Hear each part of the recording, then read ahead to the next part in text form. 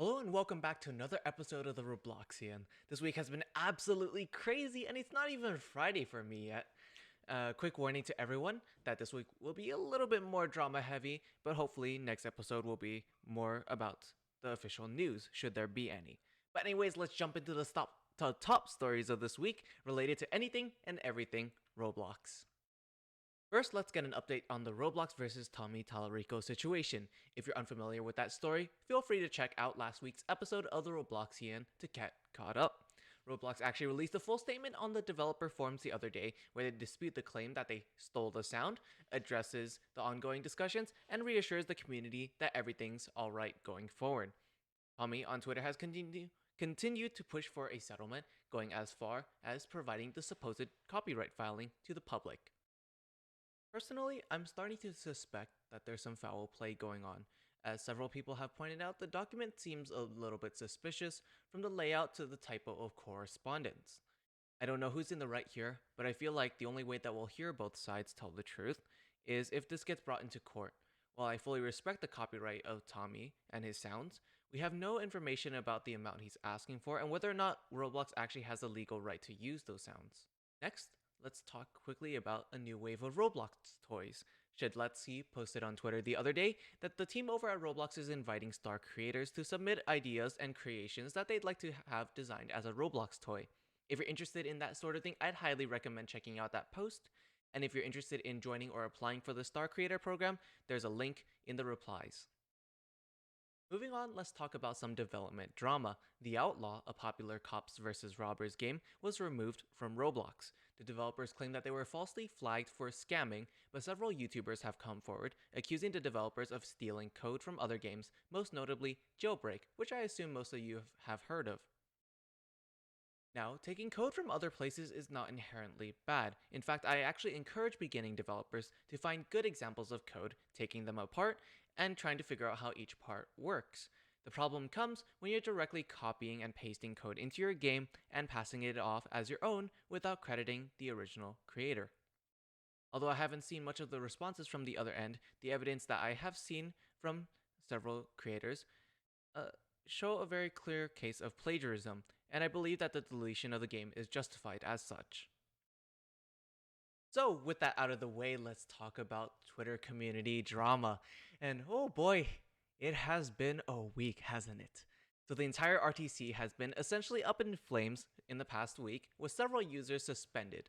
Among the fallen, there was Burning Dry Ice, Triwrath, Emirati for like the third time, and most notably, Little Stray Shen, one of the largest and most controversial figures in the Roblox Twitter community. While the others seem to have fallen victim to poor Twitter moderation and stuff like that, the case for Little Stray is a little bit less clear. Obviously, when you're such a large public figure in a community such as the Roblox Twitter community, you're bound to get some people who make it their mission to deplatform you, similarly to how Natharix is perceived. Here's my take on it. Honestly, I don't like Little Stray. Never talked to them personally, I just dislike their content. And it's very clear that there are people on her end that also dislike me. But with that out of the way, if you are going to try and go out of your way and try to deplatform them by spamming that flag and report button, you're being petty and you're just wasting your time. All you're doing is just having them go through the hassle of creating another account. What are you trying to do? What are you trying to accomplish? If you don't like their opinion, the mute and block button is there for a reason.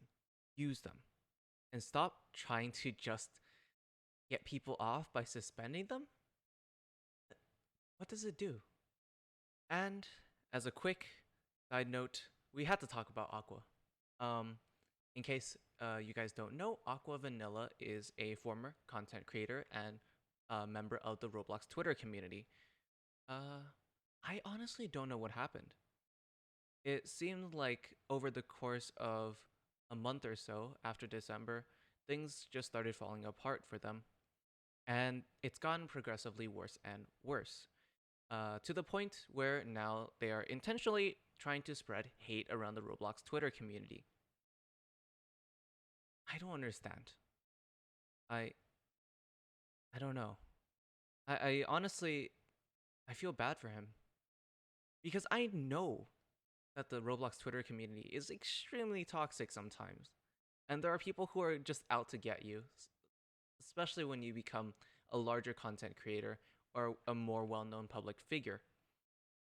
And there are times where it's very clear that there are people who need to take breaks from the community simply because there's just too much going on. But if you're intentionally coming back into the community, trying to get people to hate on you, trying to get people to have a reaction towards you, I don't know what you're trying to accomplish, man. Like, are you trying to get people to hate you? Maybe. But I don't know. And Aqua, if you ever actually get to this point and hear this, my DMs are always open to anyone, honestly. If you are experiencing any sort of issues or anything and you just need someone to talk to or vent to, my DMs on Discord, I'll leave it somewhere on the screen right now, and my Twitter DMs are always open. But that's going to be it for now. If you guys enjoyed this episode, please hit that subscribe and like button. And for anything and everything Roblox related, I am MacAndSwiss, the most Asian brony on the internet, and I will see you all next time.